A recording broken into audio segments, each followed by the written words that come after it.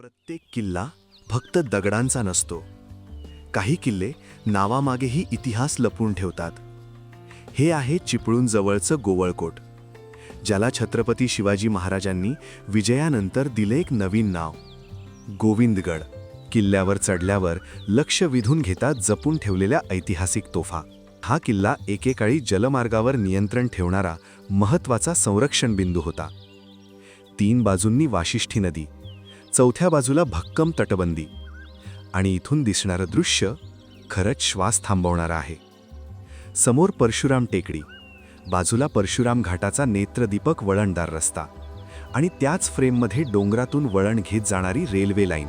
आज एस्थेटिक वाटणारं दृश्य तेव्हा युद्धनीती होती. किल्ल्याच्या पायथ्याशी असलेलं करंजेश्वरी देवीचं मंदिर, ज्याला स्थानिक लोक सोमेश्वर मंदिर म्हणूनही ओळखतात.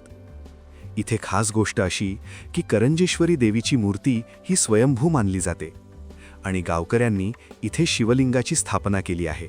म्हणून देवी आणि महादेव दोघांचं अस्तित्व एकाच ठिकाणी अनुभवायला मिळतं.